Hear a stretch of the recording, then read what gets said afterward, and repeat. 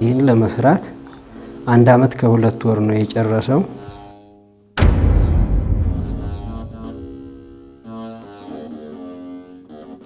ሁለቱ 25 7 ኪሎ አካባቢ ይመዝናል። ከዛም ሊበልጥ ይችላል፣ ግን ከዛ ሊያንስ አይችልም።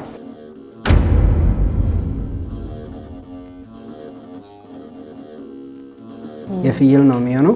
ከፍየልም ተመርጦ ነው።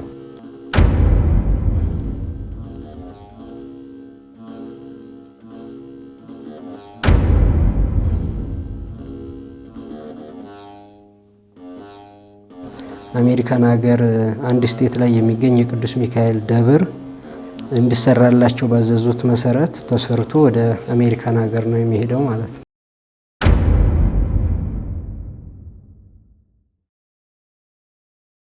እንዴት ናችሁ የሜላድ ዩቲዩብ ተከታታዮቻችን?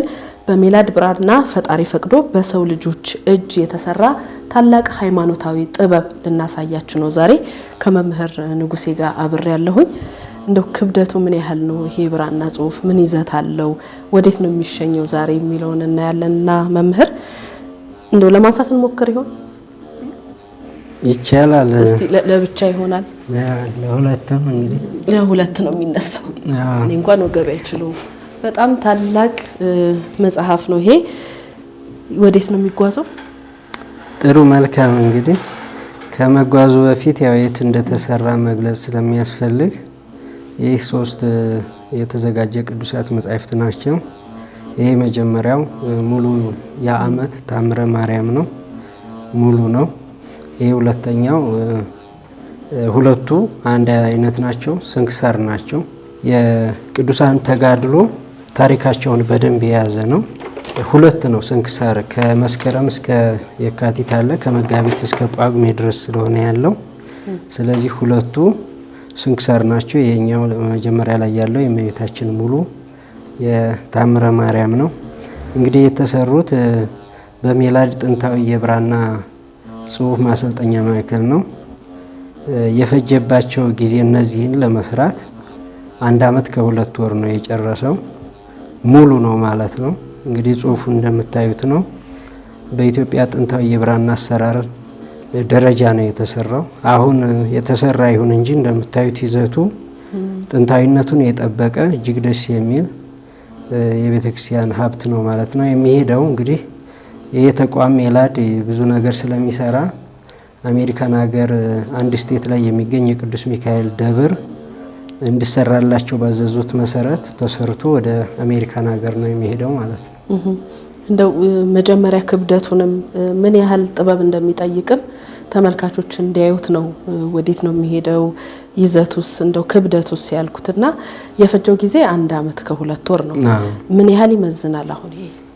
በእርግጠኝነት አሁን የታምረ ማርያሙ 20 ኪሎ አካባቢ ይመዝናል። ሁለቱ 25 7 ኪሎ አካባቢ ይመዝናል። ከዛም ሊበልጥ ይችላል፣ ግን ከዛ ሊያንስ አይችልም። ምክንያቱም አሁን ለማንሳት እንደሞከር ነው ለሁለት ለማንሳት ትንሽ ከከበደ ክብደቱን እንዱ መገመትም ስለሚቻል ማለት ነውና ከ7 ኪሎ ያላነሰ ነው። 3ቱ የቅዱሳት መጻሕፍት ክብደት እንመዝን ቢባል ይሄን ይመስላል። በጣም ልቅም ተደርጎ የተሰራ ስራ ነው በባለሙያዎች።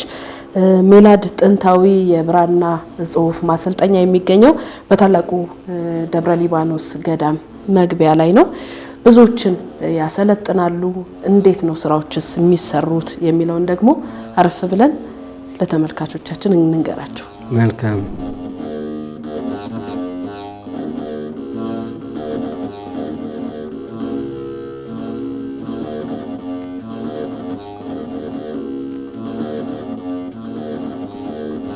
የሜላድ ብራና ዩቲዩብ ተከታታዮች እንግዲህ እንደዚህ ለቤተ ክርስቲያንም ለሀገርም የሚጠቅሙ ጠቃሚ አስፈላጊ መረጃዎችን መከታተል ስትፈልጉ በየጊዜው እንዲደርሳችሁ ይህንን የዩቲዩብ ቻናል ሰብስክራይብ እያደረጋችሁ ቤተሰብ ሁኑ። ስለ ተሰሩ ታላላቅ የብራና ጽሁፎች ነው እያወራን ያለነውና ቀደም ሲልም ከመምህር ጋር ስናነሳ ነበረ ትልቅ ጥበብ የሚጠይቁ ስራዎች ናቸው። በፍየል ቆዳ ነው የተሰራው። ከፍየል ቆዳም እጅግ ተመርጦ ነው ብለውኝ ነበር። እንዴት ነው እስቲ ንገሩኝ። እንግዲህ ብራና ያው ጥንታዊ ነው። እንዳሁኑ ሀገራችን በስልጣኔ ዘመን ሳትደርስ በፊት አባቶቻችን ብራና ድጠው ቀለም በጥብጠው ታሪካችንንም የሀገርንም ሁኔታ እየጻፉ ያስቀምጡ የነበረው እንደዚህ አይነት ብራና ነው። ነገር ግን አሁን ያለው ጊዜ ወደ ዘመናዊነቱ ከመምጣቱ የተነሳ የብራና ጽሁፎችም የሉም፣ እየጠፉ ነው። ጸሐፊያንም የሉም። የዚህ የሜላድ ጥንታዊ የብራና ጽሁፍ ማሰልጠኛ ተቋም አንዱ ዓላማ ይህንን ጽሁፍ የሚጽፉ አካላት በየቦታው በኢትዮጵያ ውስጥ አሁን በአክሱም፣ በመንዝ እንደዚህ በደብረ ሊባኖስም በጎጃምም ጥንታዊ በሆኑ ገዳማትና አድባራት ውስጥ የነበሩ አባቶች ከእድሜ መግፋት የተነሳ ከድካምም ከብዙ ነገር የተነሳ እየቀነሱ ስለሄዱ ሜላድ ምንድነው የሚያደርገው? ለ6 ወር ስልጠና በመስጠት ስልጠናውን ከወሰዱ በኋላ ብቁ ሲሆኑ እነዚህን ቅዱሳት መጻሕፍት እንዲጽፉ ነው የሚያደርገው ማለት ነው። ስለዚህ ብራና ሲጻፍ ዝም ብሎ ሳይሆን ከቆዳም ቅድም እንዳልሽው ተመርጦ ነው፣ ከፍየልም ተመርጦ ነው እንጂ ሁሉም የቆዳ የከብት የበሬ ማነው የበግ እንዲህ አይሆንም። የፍየል ነው የሚሆነው። ከፍየልም ተመርጦ ነው የሚሆነው ማለት ነው። ስለዚህ ቆዳውም እንደ ልብ አይገኝም።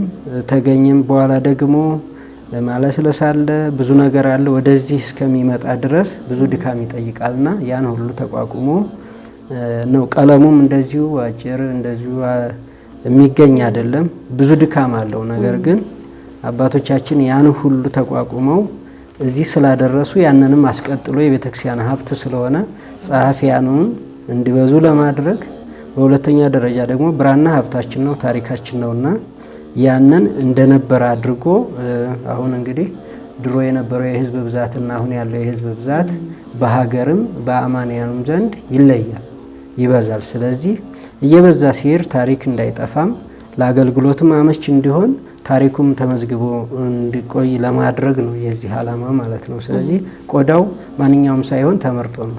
እንግዲህ ማሰልጠኛ ማዕከሉ አሁን እርሶም እንደነገሩ ለ6 ወራት ያህል ባለሙያዎችን በራሱ አሰልጥኖ ማደሪያቸውን የሕክምና ወጪያቸውንም አስፈላጊውን ወጪ የምግብም ሁሉንም ሸፍኖ ካሰለጠነ በኋላ ነው ወደ ስራው የሚያስገባቸው። ያው የስራ እድል መፍጠሩ እንዳለ ሆኖ መንፈሳዊ አበርክቶም አለው። እንደ ሀገርም ደግሞ የሚሰጡት ነገር አለና እነሱ የሚመረጡበትን መንገድ የሚማሯቸው ትምህርቶችም የተለዩ እንደሆኑ ሰምቻለሁ። ስለዛ ቢነግሩን ደስ ይለኛል። እንዲሁ ብራና ጸሐፊ ሲባል ቀለምና ብራናውን ይዞ ብቻ የሚቀመጥ እንዳልሆነ ነው የሰማሁት። እውነት ነው። ያው እንዳልሽው እንግዲህ ከ45 እስከ 50 ሴቶችንም ጨምሮ አሉ እዛ ማሰልጠኛ ተቋሙ። እንግዲህ እዛ ተቋም ላይ የተለያየ እውቀት ያላቸው አሉ። አመጣጣቸውና ስልጠናውን የሚወስዱት ከየትኛውም ቦታ ይመጣሉ። ይህን እውቀት ፈልገው የሰሙ ሰዎች ወይም ደግሞ ደቀ መዛሙርት አባቶች ይመጣሉ። ያለምንም መለኪያ ነው የሚመጡት። የቤተክርስቲያን ልጅ እስከሆኑ ድረስ ይመጣሉ። መሰልጠን እንፈልጋለን፣ ማወቅ እንፈልጋለን፣ አሻራችንን ማስቀመጥ እንችላለን፣ ይህንንም ስልጠና ወስደን ሜላድን እናግዛለን ብለው የሚመጡ ከየትኛውም ቦታ ስልጠናውን ይወስዳሉ። እንደገለጥሽው አንቺ እንግዲህ ስልጠናውን ሲወስዱ ማደሪያቸውንም ምግባቸውንም ሕክምናም ሁሉንም ወጪ ተሸፍኖ ከዛም ላይ ደግሞ የሚከፈላቸዋል። ለምሳሌ ማንም ሰው እንግዲህ ከየቦታው ቢመጣም ከጀርባው አባት፣ እናት፣ እህት፣ ወንድም ልጅም የሚኖራቸው አባቶች ስላሉ ለዛ ለአንዳንድ ነገር ወጪ የሆናቸው ዘንድ ታስቦ ሜላድ ክፍያም ይከፍላቸዋል። እንዲበረታቱ፣ እንዲጎብዙ፣ ጠንካራ እንዲሆኑ ያን ያደርጋል ማለት ነው። ልክ ስልጠናውን ጨርሰው በደንብ ሀረግም ይባላል። አሁን እዚህ ሲጻፍ ዝም ብሎ አይደለም፣ ብዙ ክፍልፋዮች አሉት። በየድርሻቸው ይሰራሉ። ስለዚህ ያን ሲጨርሱ ሙሉ ደመወዝ የሚሰጣቸውም አሉ። እንደዚሁ ከፍ እያሉ ይሄዳሉ ማለት ነው። ስለ አስተምሮቱ እንግዲህ ብራናው ብቻ ሳይሆን ግዕዝም ይሰጣል። የብሉያትና ሐዲሳትን በተወሰነ አጭር ኮርስ ትምህርት ይሰጣል። እንግዲህ ደብረ ሊባኖስ እንደመሆኑ መጠን ትምህርት ይማራሉ። ያን ትምህርት ሲማሩ ግብረ ገብነት አስፈላጊ ስለሆነ ክርስቲያናዊ ስነ ምግባር ይወስዳሉ፣ አጫጭር ኮርሶችን። ስለዚህ ተቋሙ ጋር አብረው ጥሩ ሆነው እንዲሄዱ እነዚህን ኮርሶች ግዕዝ፣ ክርስቲያናዊ ስነ ምግባር አጻጻፉ ደግሞ ፊደልም አለ። ከፊደል ከመቁጠር ጀምሮ እስከ ዳዊት እሱንም ይወስዳሉ። ዘርፈ ብዙ ነው እንጂ አንድ ብራና ብቻ መጻፊያ አይደለም። ወደፊትም የዚህ አንዱ ዓላማ አሁን እዛ ተቋሙ አካባቢ ይጫጋለጋ መንግስት ስራውን አይቶ ይሄን የትንሹን ጅማሮ አይቶ ለሀገር ስለሚጠቅም በማለት የክልሉ መንግስት 4000 ካሬ ሜትር ሰጥቷል ለሜላድ።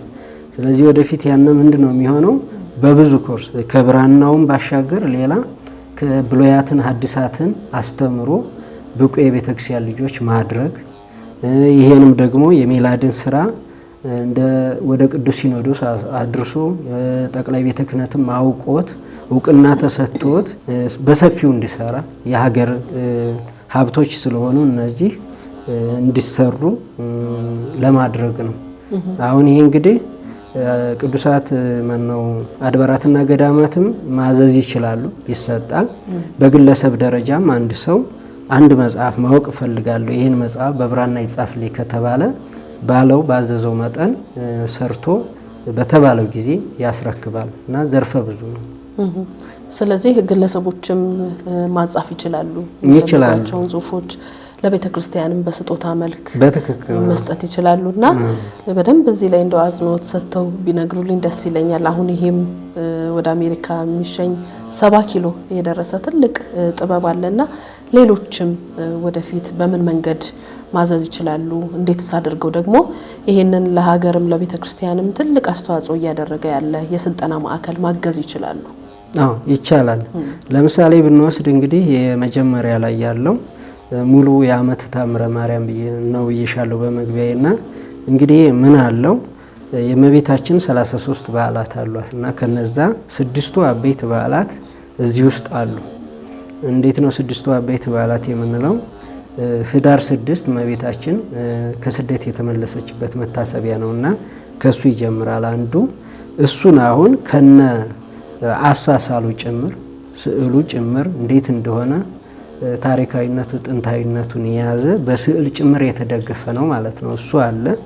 ከዛ ሲቀጥል ደግሞ ታኅሳስ 3 እመቤታችን እንግዲህ የብጻት ልጅ ስለሆነች 3 አመት ከአባት እናቷ ከቆየች በኋላ 12 አመት ቤተ መቅደስ ቆይታለች። ስለዚህ የስለት ልጅ ስለሆነች ወደ ቤተ መቅደስ የገባችበት አንዱ የእመቤታችን አበይት በዓል ብለን የምንጠራው ታኅሳስ 3 ነው። እሱንም በስዕል የተደገፈ አለው።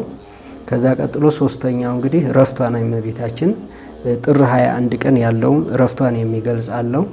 በአራተኛ ደረጃ የካቲት 16 ነው። የካቲት 16 እንግዲህ እመቤታችን ከልጇ ከወዳጇ ከመድኃኒዓለም ኢየሱስ ክርስቶስ ቃል ኪዳን የተቀበለችበት መታሰቢያ ዕለት ነው። ያንንም እንደዚሁ ይገልጻል።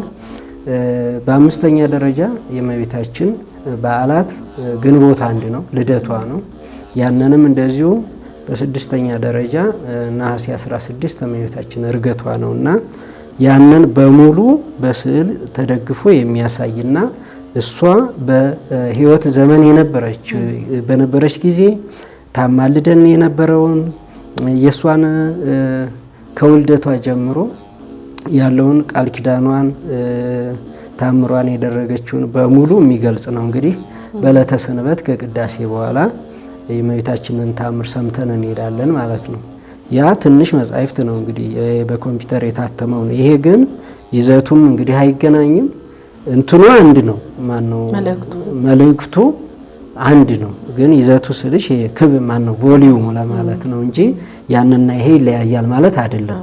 ያንን አነስ ያለውን በቃ ጠንካራ በሆነ ጥንታዊ በቃ ዱሬብል እንዲሆን አሁን ይሄና ያነ ይለያያል። አሁን ይሄ የሆነ እንደው ድንገት ውሃ ሊያርፍበት ቢችል መከላከል የሚችል አቅም አለውና ያ ነው። እነዚህ ሁለቱ ደግሞ እንግዲህ የቅዱሳን ሕይወት ተጋድሏቸውን የሚዘክር መጽሐፍ ነው ስንክሳር ማለት። ስለዚህ በአንድ አይደለም ተለይቶ ነው የመንፈቅ ነው። ከመስከረም እስከ የካቲት ከመጋቢት ጀምሮ እስከ ጳጉሜ ያለውንና የሁሉንም የቅዱሳን ተጋድሏቸውን የያዘ መጽሐፍ ባጭሩ ስንክሳር ይባላል። ስለዚህ እነዚህን ማበርከት ይችላል። ይቻላል። አንድ ሰው አሁን ለምሳሌ ይሄ ቅድም አንቺም ጠይቀሽ እንደነገርኩሽ አሜሪካን ሀገር ያለ አንድ ስቴት ላይ ያለ የቅዱስ ሚካኤል ደብር ይሄንን አወቀ ሰማ። ወደ ሜላድ መጣ። በትእዛዝ ነው የታዘዘው። እንደነገርኩሽ መግቢያ ላይ 1 ዓመት ከ2 ወር ነው የጨረሰው ማለት ነው። ስለዚህ ተሰርቶላቸዋል። አሁን ቀጥታ ይሄ ወደ ውጭ የሚሄድ ነው፣ ወደ አሜሪካ።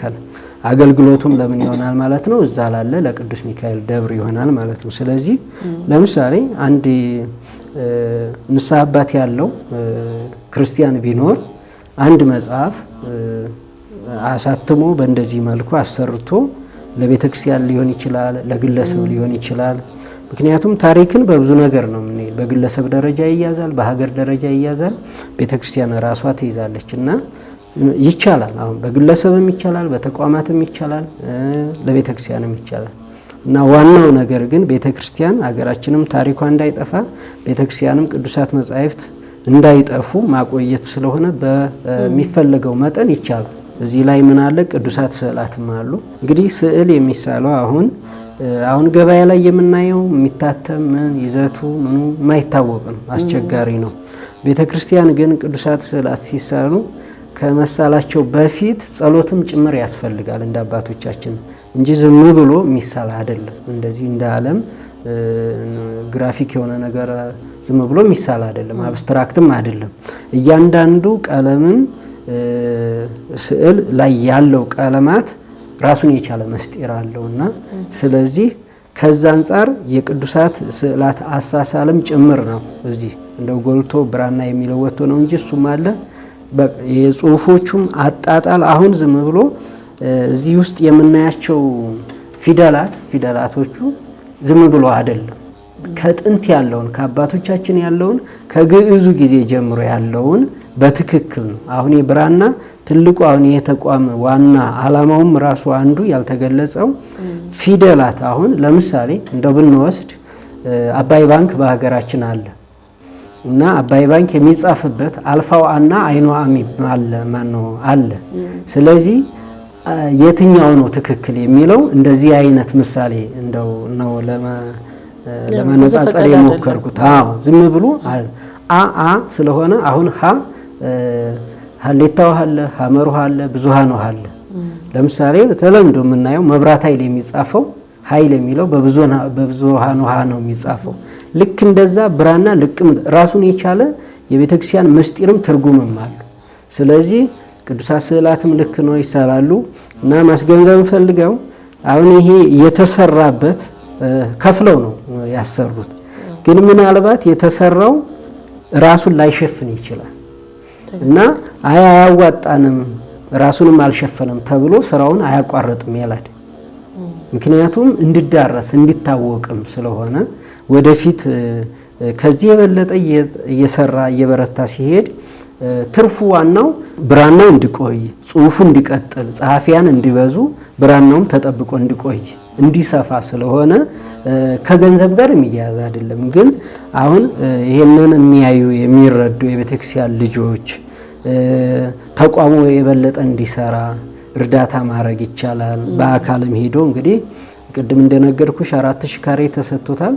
ያን አሁን ወደፊት የተለያየ አሁን ስዕል ቅዱሳት ስዕላት ለብቻው ብራናውም እንዳለ ሆኖ ሌሎችም የብሉይና የሐዲሳት መመረቂያም ግዕዝ ቋንቋም እዛው እንዲሰጥ በቃ በኮርስ እንዲሰጥ ወደ ላይ ዩኒቨርሲቲ መሆን እስከሚችልበት ድረስ ቅዱስ ሲኖዶስም ጠቅላይ ቤተ ክህነትም አውቆት በማህበራት ማደራጃ መምሪያ ስር ሆኖ ኃላፊነት ወስዶ ሲሰራ ችግር ቢኖር ኃላፊነት ይወስዳል።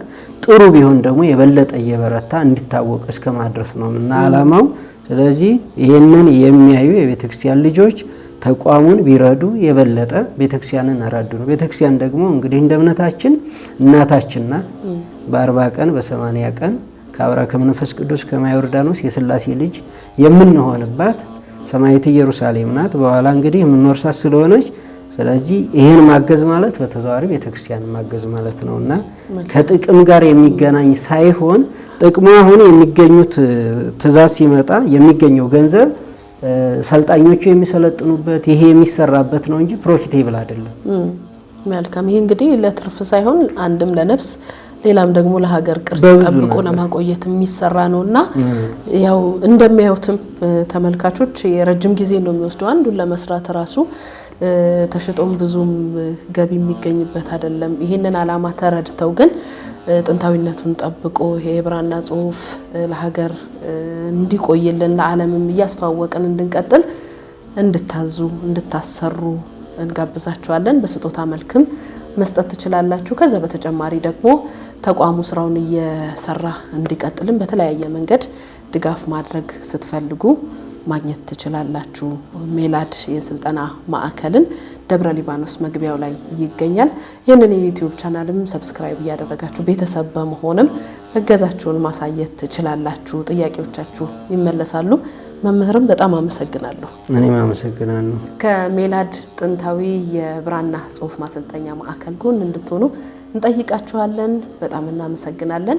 እንዳልነው ቤተሰብ ሆናችሁ ደግሞ የዚህ የዩቲዩብ ቻናል የተለያዩ ስራዎችን እየተከታተላችሁ ከኛ ጋር ቆዩ። እኔ ሸዋ ማስረሻ ነኝ። ሰላማችሁ ይብዛ።